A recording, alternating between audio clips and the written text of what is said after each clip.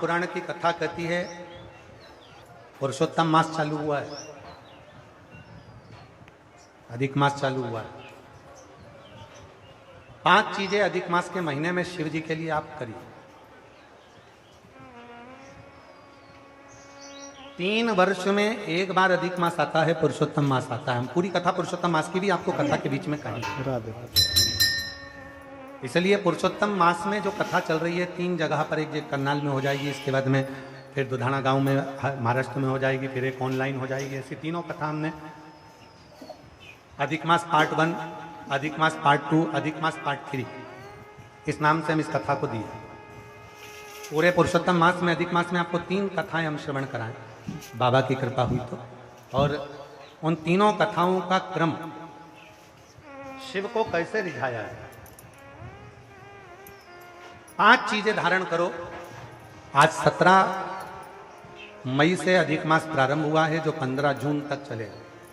इस 15 जून तक के अधिक मास में 5 चीजें अपने अंदर धारण करना है। पहले नंबर का, शिव जी को 1 लोटा जल सुबह से लेकर शाम तक के बीच में कभी भी चढ़ाना जरूर। दूसरा, शंकर जी के मंदिर में या बेलपत्री के नीचे या तुलसी के क्यारे के पास में एक दीपक अवश्य लगाएं। चाहे सुबह लगाएं, चाहे शाम को लगाएं, तुम्हारी मर्जी पड़े। दीपदान जरूर करो, जल जरूर चढ़ाओ। तीसरा, एक बेलपत्री को रख लें और उसी बेलपत्र को पहले दिन से लेकर 17 मई से लेकर, अधिक मास के पहले दिन से लेकर अधिक मास के आखिरी दिन तक, 15 जून तक, एक ही बेलपत्र को एक कागज में या किताब में उसको रख लें। उसको रोज शिव जी को समर्पित करें। श्री शिवाय नमस्तुभ्यम बोलकर अपनी कामना करें। वापिस उठाकर उसको अपने किताब में रख लें। फिर कल वापिस समर्पित करें, फिर वापिस रख लें, फिर वापिस समर्पित करें। 1 महीना अधिक मास का, पुरुषोत्तम मास का, यदि एक ही बेलपत्र को सर्वत्र चढ़ाया जाए, उसी बेलपत्र को बारंबार समर्पित करा जाए और उस बेलपत्र को अधिक मास पूर्ण होने के बाद फिर उसको, जो आप मालपुआ दान करते हैं, उस मालपुए के साथ अगर दान कर दें तो जिंदगी में कभी किसी के दरवाजे पर हाथ नहीं फैलाना पड़ेगा। भगवान इतनी बरकत आपको प्रदान करे, इतनी बरकत दे। एक बेलपत्र, वही बेलपत्र पहले दिन से चालू होती है। किसी भी शिवलिंग पर, चाहे पार्थिव पर चढ़ा लो, आप चाहें तो अपने, हम गुरुजी हम वहां पर नहीं है, हम कथा में रहते हैं, हम कथा सुनने जाते हैं, तो हम कहाँ चढ़ाएं? एक कंकर उठाओ, पार्थिव पे चढ़ाओ। पेड़ के नीचे पार्थिव बनाया, उसी पे चढ़ा के रख ली। फिर उसी को बेलपत्र को, उसी बेलपत्र को बारंबार पूरे अधिक मास के महीने में 1 महीने तक उसी बेलपत्र को चढ़ाना है, उसी को रखना है। फिर आखिरी दिन जो अधिक मास पूर्ण होगा, उस दिन उस बेलपत्र को मालपुए पे रखकर शिव जी को चढ़ाकर लेके आना पहले, फिर मालपुए पे रखना और उसको रखकर फिर भगवान उस मालपुए को तुम दान।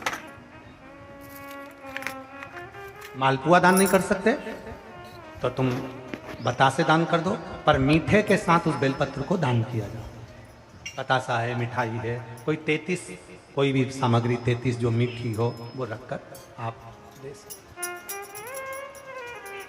कभी किसी के दरवाजे पर कितनी भी मुसीबत आ जाए, कितना भी दुख आ जाए, कितनी भी तकलीफ आ जाए, कितना भी कष्ट आ जाए, कितना भी कष्ट आ जाए, आपको किसी के आगे हाथ नहीं फैलाना पड़ेंगे।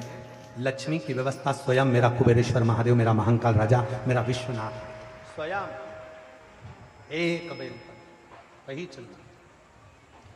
5 चीजें करना है आपको। पहले नंबर पर जम के बोलो जल, दूसरे नंबर पर दीप, तीसरे नंबर पर बेलपत्र, चौथे नंबर पर भगवान शंकर के मंदिर में नंदी के दोनों सींगों के बीच में से शिव के शिवलिंग का दर्शन।